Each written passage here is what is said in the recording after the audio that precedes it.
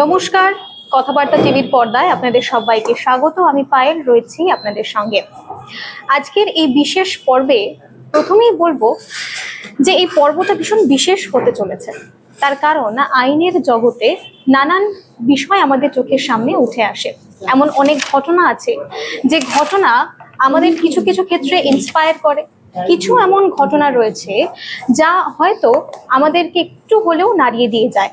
আবার এমন কিছু কিছু বিচার, এমন কিছু কেসেস রয়েছে যা ভীষণ প্রশ্ন তোলে বা প্রশ্নের ঝড় তোলে আমাদের বুকে। এই আইনের জগতে একটি অত্যন্ত পরিচিত শব্দ POCSO, protection of children from sexual offences. তবে এইটি নেহাত শব্দ নয়। এমন অনেক মানুষ রয়েছেন যাদের কাছে এই শব্দটি অত্যন্ত পরিচিত।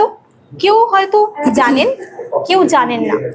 আবার এমন অনেক মানুষ রয়েছেন, এমন অনেক দর্শক বন্ধু রয়েছেন যাদের কাছে এই পক্সো শব্দটি একটা দীর্ঘ দিনের যাত্রা।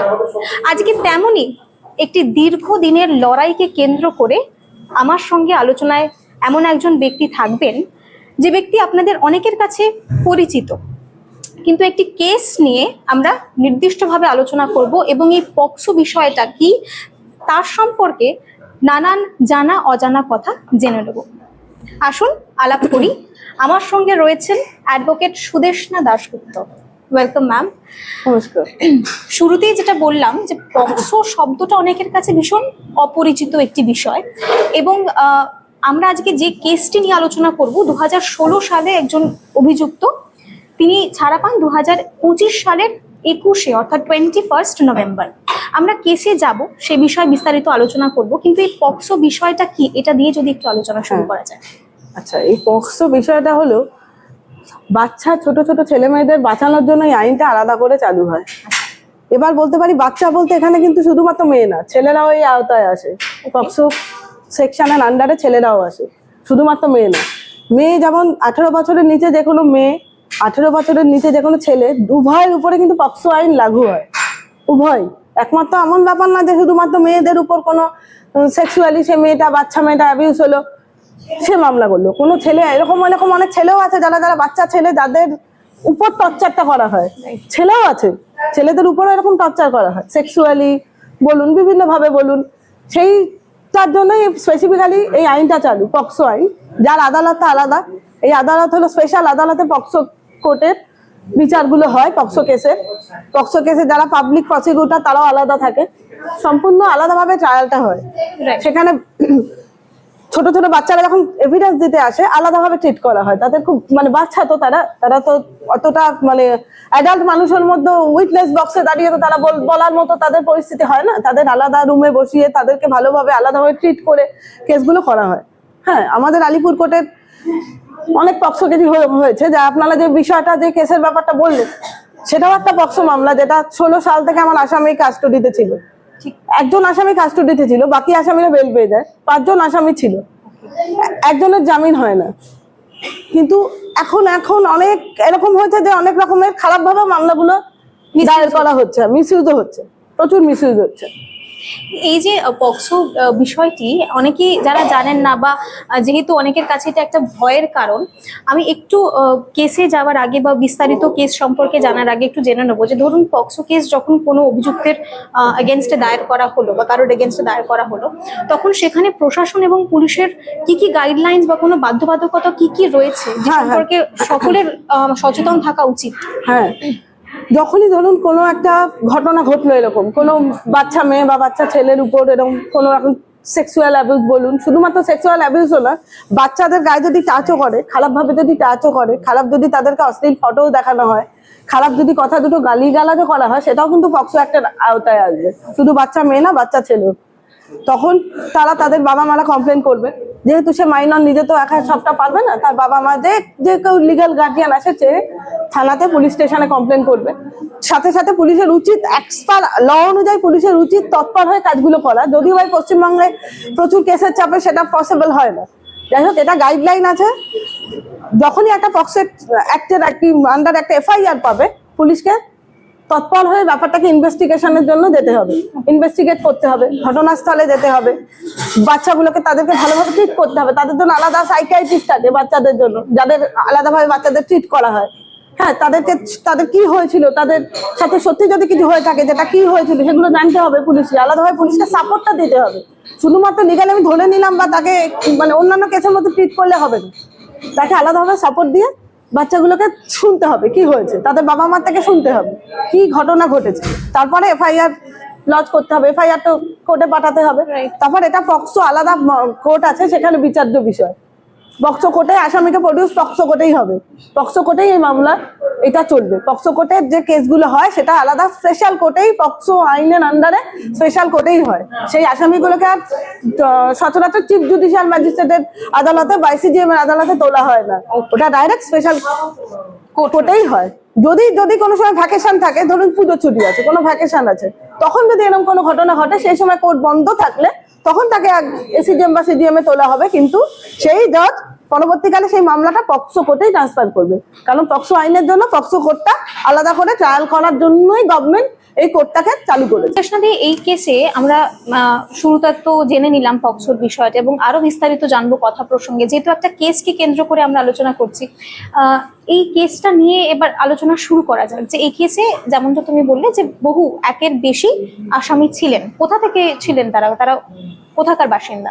এরা হলো জীবনতলা থানার বাসিন্দা। যে কেসটা জীবনতলা থানা কেস, যারা বাসিন্দা হলেন জীবনতলা থানাতেই থাকে, সেটা হলো সাউথ 24 পরগনায় জীবনতলা এরিয়াতেই বাসিন্দা তারা। সবাই জীবনতলাতেই থাকে। কজন টোটাল আসামি ছিল? 5 জন ছিল আসামি। আচ্ছা, এবার আমরা একটু কেসটার হিস্ট্রি সম্পর্কে জানি, যে কেসটা আদতেও কি ছিল। হ্যাঁ, কেসটা তো 2016 সালের কেস। কেসটা আদতে এরকম কমপ্লেনটা ছিল, একটা বাচ্চা মেয়ে সে কমপ্লেনটা করেছিল, যদি আমি নামটা তো আর বলছি না, মেয়ে তো সেই কমপ্লেনটা করেছিল। সে তখন বলেছিল সে নবম শ্রেণীতে পড়ে, তার বয়স 14 বছর প্লাস 14 বছর প্লাস, সে নবম শ্রেণীতে পড়ে।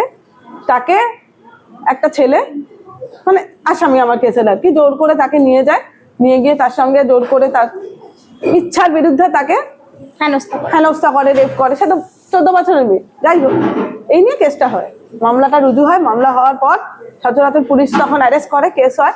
কেসটা আমাদের পক্সো কোর্টে আসে। তারপর থেকে পক্সো কোর্টে কেসটা চলছিল। একটা প্রশ্ন না জিজ্ঞেস করলেই নয়, মানে সাধারণত এই ধরনের কেস ভীষণ সেন্সিটিভ একটা ম্যাটার।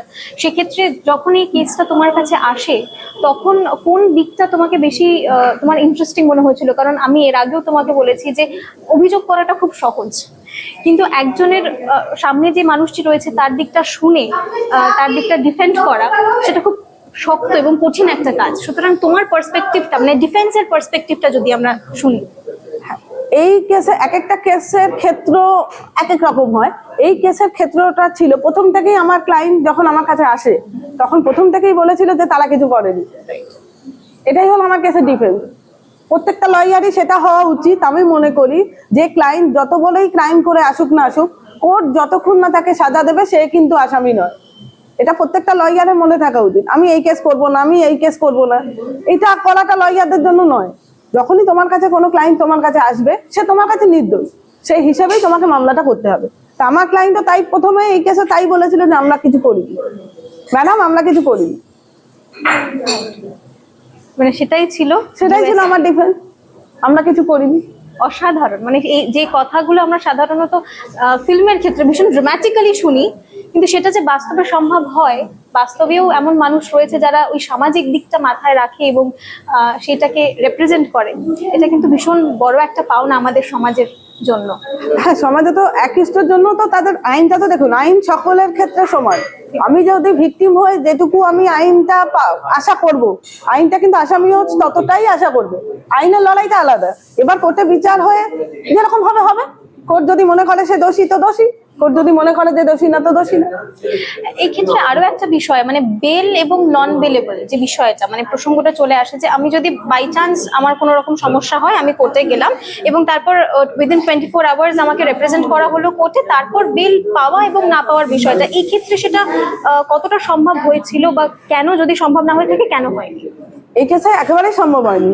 প্রথম কথা, এই কেস হলো পক্সো অ্যাক্টের মামলা। সেন্ট্রাল গভর্নমেন্টের থেকে পক্সো অ্যাক্ট যখন লাগু হয়, বলেই দেওয়া হয়েছিল এই মামলা খুব বিবেচনা করে এই মামলাগুলো করার দরকার।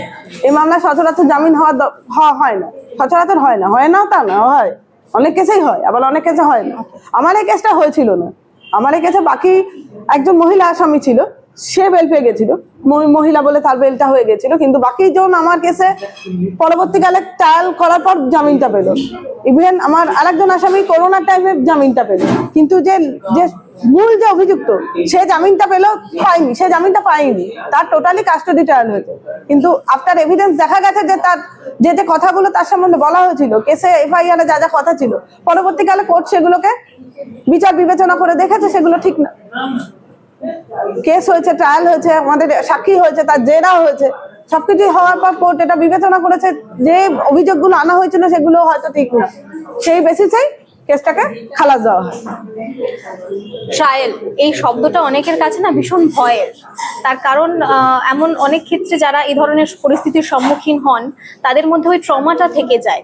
এবং ভীষণ আনফরচুনেট যে আমাদের দেশে বোধহয় কেসের সংখ্যা এত বেশি যে ওই যে ডায়লগ আছে না যে ডেটস আফটার ডেটস আমরা শুধু শুনতেই থাকি, হিয়ারিং আফটার হিয়ারিংস হয়ে যায়, কিন্তু সেই অর্থে সেই জাস্টিসটা হয়তো অনেকটা ডিলেড হয়ে যায়। ট্রায়াল পিরিয়ডটা কেমন ছিল এই বিষয়টা যদি একটু তুলে ধরেন। হ্যাঁ, আমার এই কেসের ট্রায়াল পিরিয়ডটা তো খুবই কঠিন ছিল, কারণ আপনি বুঝুন 2016 থেকে 2025 এটা একটা বড় টাইম। এতটা টাইম একটা মানুষ ট্রায়ালটা করার পর সে দেখলো সে নির্দোষ, কিন্তু তার এতটা বছর তার জেলে চলে গেল। তার যে আমার এই কেসে যখন যে অ্যারেস্ট হয়, যে মূল আসামি অভিযুক্ত যিনি ছিলেন, তিনি তখন এই 18-19 বছরই ছিল, কি 20 বছর হবে, মানে 20-21-এর মধ্যেই ছিল প্রবাবলি, এক্সাক্ট আমার বয়সটা মনে নেই।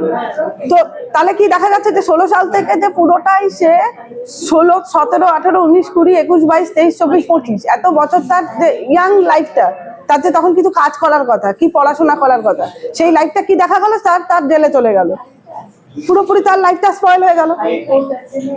মেয়েটা তো সে অর্থে কিছু হলো না, সে তো একটা কমপ্লেন করে দিয়ে সাক্ষী দিয়ে খালাস হয়ে গেল। যাই হোক, এবার আমার ক্লায়েন্টের কি হলো, দেখা গেল যে এতগুলো বছর আমার ক্লায়েন্ট জেলে, তার লাইফটাই নষ্ট হয়ে গেল, সে তো মানে মানসিকভাবে বিপর্যস্ত হয়ে গেল।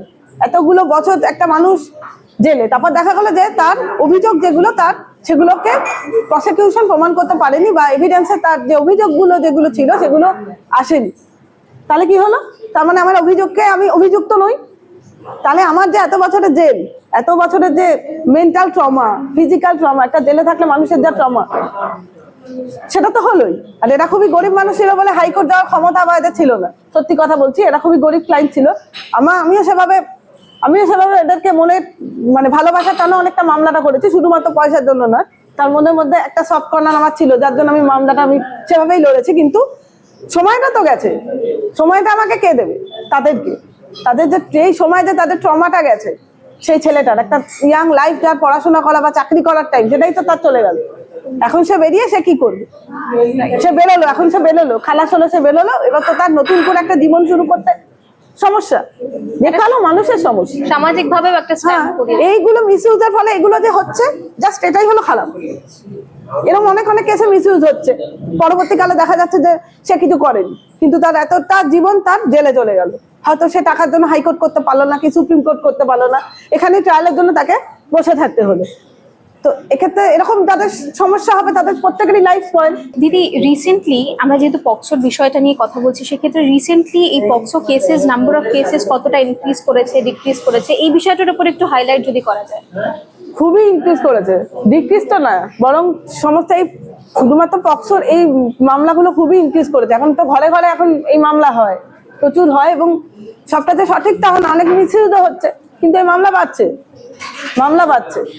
বিশেষ করে এই যেহেতু আমরা যে কেসটা নিয়ে কথা বলছি, সেই কেসে এমন একটি বাচ্চা ইনভলভ ছিল যার বয়স 14 বছর প্লাস। সেক্ষেত্রে এই ধরনের কেসগুলোতে একটা বাচ্চাকে কতটা ইজিলি ম্যানিপুলেট করা সম্ভব হয়? দেখুন, বাচ্চাকে তো পুরোপুরি ম্যানিপুলেট করা সম্ভব হয়, কারণ মাইনরের তো কোনো ভূমিকা থাকে না। এই জন্যই যে কেসগুলো, যেহেতু মাইনররা তো মাইনরের জন্যই তো পক্সো অ্যাক্ট, মেজর হলে তো সেটা 376 আইপিসিতে চলে যেত। যেহেতু মাইনরদের পক্সো একটা মাইনরদের জন্যই লাগু, তো সেক্ষেত্রে তার বাবা মার ভূমিকা তো অনেকটাই আছে। সমস্ত বাচ্চার ক্ষেত্রেই তার বাবা মার ভূমিকা অনেক, বাবারাই তো ম্যাক্সিমাম আর কি কমপ্লেনটা করে। সেটা অনেক ক্ষেত্রে ঠিকঠাক হয় না, আবার হয় না, যে হয় আবার হয় না। অনেক ক্ষেত্রে হয়ও, এমনও আছে সত্যিকারেরই হলো, আমার অনেক ক্ষেত্রে হয় না। এই কেসের ক্ষেত্রে সব থেকে ইন্টারেস্টিং কিছু কিছু কি পয়েন্টস সম্পর্কে জানবো, মানে গোটা এতগুলো বছর 16 থেকে 25 সাল পর্যন্ত কেস চললো, তার মধ্যে একদিকে যেরকম একটা দীর্ঘ লড়াই সেই অভিযুক্তের, তার পাশাপাশি একজন আইনজীবী হিসেবে আপনারও লড়াই খুব একটা কম নয়, কারণ সাধারণত ডিফেন্সে যারা রয়েছেন তাদের ক্ষেত্রে প্রশ্নটা অনেক বেশি ওঠে, লড়াইটা অনেক বেশি কঠোর হয়ে যায়। সুতরাং কিছু কিছু কি পয়েন্টস সম্পর্কে যদি এই কেসের জানা যায়। হ্যাঁ শুনুন, হ্যাঁ এই কেসে সব থেকে যেটা আমার মানে যেটা আমার খুব গায়ে লাগতো, যেটা আমার খুব খারাপ লাগতো, মানে আমাদের ক্লায়েন্ট সে তো ছোট থেকেই তো জেলে অ্যারেস্ট হলো, তখন তো অনেকটা ছোটই ছিল। জেল থেকে আমার ফোন করতো প্রত্যেক সপ্তাহে 2 দিন 3 দিন আমাকে কথা বলতো, আমার সাথে কথা বলতো, আমি জেলে এতে সে তার মনের দুঃখের কথা বলতো, বাড়ির লোকেরা তার মনের দুঃখের কথা বলতো, কিভাবে তার দিনটা কাটছে। পুজোর আগে বাড়ির লোকরা বলতো, এই আমার ছেলে মেয়ে, আমার বাচ্চাটা পুজো এনজয় করতে পারবে না। এগুলো আমার খুব খারাপ লাগতো, সত্যি তো। তাই এত বছর ধরে একটা মামলা চললো, সেই এতগুলো বছর সে জেলখানা কাটালো, তার কাছে পুজো বা জন্মদিন বলো, কোনো উৎসব বলো, যেগুলো আরো 4-5 জন করছে সে করতে পারলো না। এই জিনিসটা আমার খুব খারাপ লাগতো, এই জিনিসটা আমার খুব বাজে লাগতো। যে একটা আমি কেসটা পরে বুঝতে পারছি হয়তো কেসটার মধ্যে অনেক সত্যতা নেই, কেসটা লড়তে হচ্ছে, কেসটা অভিযোগটা সব ঠিক না, বুঝতে পেরেও আমি লড়ছি, মানে অভিযোগটা ঠিক না, তাও ছেলেটা কাস্টডিতে আছে, আমি এখনো অব্দি ছেলেটাকে বেল করাতে পারছি না, বেল দেয়নি, এই যে বেল করাতে আমি পাচ্ছি না, দেয়নি। এটা আমার মানে আমার কেন জানি না বিফলতা মনে হয়েছিল আমার নিজের ক্ষেত্রে। আরো একটা বিষয়, মানে কোন কোন কেসে যে এই বেল পাওয়াটা সম্ভব, কারণ বেল পাওয়া নিয়ে অনেক মানুষের অনেক প্রশ্ন থাকে, জিজ্ঞাসা থাকে যে পক্সো কেসে কি তাহলে বেল একেবারেই সম্ভব না? না, সম্ভব, বেল তো পাচ্ছেই, সম্ভব, সবকিছু দেখে বেলটা দেবে। যখন বেল হয় একটা মেডিকেলটাকে কনসিডার করতে হয়, প্রসিকিউশনের মামলাটা কতটা কি জোরালো সেটাকে কনসিডার করে বেল হয়, যেগুলো হওয়ার হয়। আমাদেরটা হয়নি, আমার কপাল খারাপ, ওটাই তো আসল তো কপাল, ওই জন্যই আমাদেরটা হয়নি। যখন ফাইনালি এই কেসের রায় বেরোলো 21 নভেম্বর 2025, 2016 সাল থেকে লড়াই শুরু, অবশেষে সেই লড়াই মানে যুদ্ধ জয়ের মতো 2025-এর 21 নভেম্বর। হ্যাঁ, ওটা তো মানে সত্যি কথা আমার জন্য, আমি কেন, আমার সাথে যারা লয়ার আমার যারা ছিল এই কেসে যারা অ্যাসিস্ট করেছে প্রত্যেকের জন্যই খুব গুরুত্বপূর্ণ দিন ছিল। সবাই একটা ছিল, কি হবে রায়টা, কি হবে, একটা ব্যাপার থাকে, এটা হয়, সেটা সব কেসেই হয়, রেজাল্ট বেরোনোর, হ্যাঁ সেটা সব কেসেই হয়, আমাদের হয়, মনে হয় তো দূর খেটে মামলা করে রেজাল্টের জন্য একটা হয়, এটা কিন্তু সব কেসেই হয়, শুধু এটা না। যুদ্ধ জয় করার পর একটা আলাদা, এটা সব মামলায় হয়। ভালো, আমরা চাইবো যে সব মামলায় ভালো করে করতে, আমরা তো চাইবোই ভালো করে করতে। যারা খালাস পেলো তাদের প্রতিক্রিয়া কেমন? তারা তো খুবই আনন্দিত, কিন্তু তারা খুব ট্রমার মধ্যে আছে, ভয় পায় মিডিয়ার সামনে আসতে। হয়তো তারা তো মানে গ্রামের লোক, তো ওরা তো একেবারেই গ্রামের জীবন, তাহলে সুন্দরবনের ওদিকে গ্রামের লোক, তারা অতটা না এই প্রেস মিডিয়া বাকিবহল না, এই জন্য তারা ভয় পায়। ওটা দেখলেই আপনি বুঝতে পারবেন, ভয় পায় ওরা, মানে এতটা লাইফ তার জেলে কাটলে এখন আর মিডিয়ার সামনে আসতেই ভয় পাচ্ছে, ভাবছে কি বলবো, আবার কি হবে ওদের। আচ্ছা, এই ধরনের কেসে যখন ট্রায়াল চলে, মোটামুটি এই ট্রায়ালটা 2016 থেকে 25 সাল পর্যন্ত কতদিন চললো তাহলে আমরা ধরতে পারি? 16 to 25, প্রায় 10 বছর তো হবেই। 10 বছর, রাইট, 10 বছর চললো। সুতরাং এই কেস চলাকালীন, ট্রায়াল চলাকালীন কোন ধরনের মানে বিশেষ কিছু কিছু চ্যালেঞ্জেস এর সম্মুখীন কি হতে হয়েছে, মানে ডিফেন্স করতে গিয়ে? হতে হয়েছে, তার মধ্যে কি কিছু তুলে ধরা যাবে? যখন ট্রায়ালে যখন পুলিশ অফিসার এসছে তখন একটা চ্যালেঞ্জ ছিল, পুলিশের যখন সাক্ষী হয়েছে তখন একটা চ্যালেঞ্জ ছিল, রাইট, ওটা সব থেকে বড় চ্যালেঞ্জ ছিল। পুলিশের ব্যাপার তো পুরোটা আমি বলবো না, কেসের ব্যাপার। পুলিশ অফিসাররা যখন সাক্ষী দিতে এসেছিল তখন একটা বড় চ্যালেঞ্জ ছিল, মানে পুলিশের এখানে বড় রোল হয় পক্সো অ্যাক্টে, যে কোনো ক্রিমিনাল মামলা একটা পুলিশের রোলটা অনেক বড় থাকে, পুলিশের চার্জশিটটা অনেক বড় করে দেখা হয়, তো তখন চ্যালেঞ্জ ছিল। যাই হোক, চ্যালেঞ্জ আমরা পেরিয়ে গেছি সেগুলো, একদম। হ্যাঁ, তাই জন্য তো খালাসটা হলো। একদম, চ্যালেঞ্জ যখন পেরিয়ে গেছে, আজকে যখন এই এত দীর্ঘদিনের লড়াইয়ের পর যুদ্ধ ঘোষণা যে হয়েছিল, সেই যুদ্ধের অবসান ঘটিয়ে যে জয়, এই জয়ের পরেও একটা প্রশ্ন কোথাও একটা থেকে যায় দিদি, যে প্রশ্নের উত্তর একমাত্র এই ধরনের কেসেস যারা নাড়াঘাটা করে তারাই দিতে পারবে। যে ধরুন একটা মানুষের জীবন, আমরা বলতে পারি কথা প্রসঙ্গেই এলো, যে জীবন প্রায় অনেকটাই চলে গেল, মানে যে প্রাইম সময়টা ছিল, ক্রিম ক্যারিয়ারের যে সময়টা ছিল সেটা চলে গেল। হ্যাঁ, এখন সামাজিক যে স্টেটাস, যে ইমেজ তার রইলো বাকি, সেক্ষেত্রেও সে কতটা এগোতে পারবে সেখানেও একটা প্রশ্ন চিহ্ন তার জীবনে থেকে যায়। তা এই পরিস্থিতিগুলোর ক্ষেত্রে দায় কার, এই প্রশ্ন যদি থাকে তাহলে এর উত্তর কি হবে? হ্যাঁ, এই প্রশ্নের উত্তর হলো দায়। এখন দেখুন, দায় অনেকেরই, সকলেরই দায়, প্রত্যেকটা মানুষেরই দায়। যে মামলা করেছে তারও দায়, সকলেরই দায়, যারা যারা সমাজ চালাচ্ছে সবাই দায়ী দেখতে হবে। সেটাই তো মামলা হলো, দায়ী এখন কপালটাও দায়ী, ওটাই হলো আসল দায়ী, হলো কপাল। যখন এই প্রশ্নটা এলো, আমার অনেক মানুষের মনে হয়তো এই প্রশ্ন থাকবে যে এটার তো একটা রেসপন্স এবং রিয়াকশন থাকা দরকার, যেরকম নিউটনস ল বলে যে এভরি মানে প্রত্যেকটা জিনিসেরই একটা বিপরীত প্রতিক্রিয়া থাকে। সেই জায়গা থেকে এই ক্ষেত্রে যদি এটা প্রমাণিত হয় যে মিসইউজ অফ পাওয়ার হয়েছে বা কোনো ম্যানিপুলেশন হয়েছে, মিসইন্টারপ্রিটেশন হয়েছে, সেক্ষেত্রে কম্পেনসেশন এবং ডিফেমেশনের কতটা সুযোগ রয়েছে? হ্যাঁ হ্যাঁ, সুযোগ আছে আইনে। আইনে যে কোনো কেসে যদি দেখা যায় যে অভিযুক্তর যে অভিযোগগুলো সেগুলো কোর্টে ভুল প্রমাণিত হলো কি মিথ্যা প্রমাণিত হলো, তাহলে সেই অভিযুক্তর রাইট আছে, সে পরবর্তীকালে কম্পেনসেশন দাবি করতে পারে, সে মানহানির মামলা করতে পারে। আমার মক্কেল যদি মনে করে সে যাবে, যে সে এতদিন এতটা বছর তার নষ্ট হলো, আমার এতটা বছর নষ্ট হলো, আমি তার একটা ভারী কি একটা কম্পেনসেশন চাইছি, সে তাহলে তার লিগাল পথ আছে, যাবে, মামলা তো হয়, কম্পেনসেশন সে চাইতে পারে, যে কোনো মানুষই চাইতে পারে। আমি যদি কোনো ভুল কেসে অভিযুক্ত হয়ে আমি যদি আমার বছরগুলো নষ্ট হয়, আমিও মামলা করতে পারি তার এগেন্সটে কম্পেনসেশন চেয়ে, মানহানির মামলাও করতে পারি, আমার ক্লায়েন্টও করতে পারে মানহানির মামলা। এগুলো আছে, আইনে তো রাস্তা আছেই।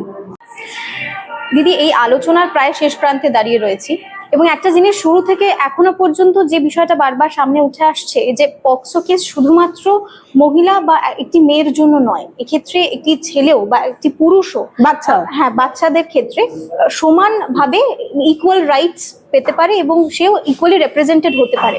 সেক্ষেত্রে একটা প্রশ্ন না জিজ্ঞেস করলেই নয়, কারণ আমরা তো এখনো পর্যন্ত ফেমিনিজম শুধু মুখে বলি, যেখানে নারী পুরুষ সমান সমান, কিন্তু এই ধরনের কেসেসে ওয়েপেনাইজ কতটা হয়, শুধু পক্সোর ক্ষেত্রে বলবো না, এই ধরনের ইন জেনারেল কেসেসে ওয়েপেনাইজ কতটা হয়, যেখানে আইনকে আমরা অস্ত্র হিসেবে দেখে একজন পুরুষ তার জীবনকে অনেকটা এফেক্ট করা যেতে পারে ম্যানিপুলেশনের মাধ্যমে দিয়ে। এবং হ্যাঁ, তুমি যদি পক্সো অ্যাক্টের আন্ডারে বলো, তাহলে তো পক্সো অ্যাক্ট কোনো বাচ্চা মেয়েও করতে পারে, বাচ্চা ছেলেও করতে পারে। এবার যে অ্যাকিউজটা হবে, সে তো পক্সো অ্যাক্টে তো মেয়েও অ্যাকিউজড আছে, ছেলেও অ্যাকিউজড হয়। পক্সো অ্যাক্টে তো মেয়েরাও আসামি হয়, এমন না যে মেয়ে আসামি হয় না। যেগুলোতে ধরুন এই যে চাইল্ড সেলিং, কিছু কিছু আছে যে বাচ্চা বিক্রি করে দেয়, বাচ্চাদের নিয়ে ভিক্ষে করায়, বিক্রি করে দেয়, সমস্ত কেসে তো মেয়েরাও আছে, যেমন মেয়েরাও আছে যারা কনস্পিরেসি করবে, যারা ইন্ধন যোগাবে, প্রত্যেকেই আসামি। একদম একদম, অসংখ্য ধন্যবাদ দিদি, অনেকটা সময় তোমার থেকে নিলাম, অনেক জানা অজানা তথ্য আমরা এই কেসকে কেন্দ্র করে জানলাম। তবে আপাতত এই পর্যন্তই, প্রায় শেষের পথে। ধন্যবাদ জানাবো সুদেষ্ণা দিকে, অ্যাডভোকেট সুদেষ্ণা দাশগুপ্ত, এতক্ষণ আমাদের সঙ্গে থাকার জন্য। পাশাপাশি ধন্যবাদ জানাবো সকল দর্শক বন্ধুদের। শেষ করব এটা বলে যে আমাদের আইনি জগতে নানান ঘটনা ঘটে ঠিকই, কিন্তু শেষ ভরসায়, মানে যদি ভরসা রাখি তাহলে যে কোনো পরিস্থিতিকে আমরা পেরিয়ে জয় করতে পারবো। অসংখ্য ধন্যবাদ। আরো এরকম ধরনের তথ্য এবং খবরের জন্য চোখ রাখুন কথাবার্তা টিভির পর্দায়।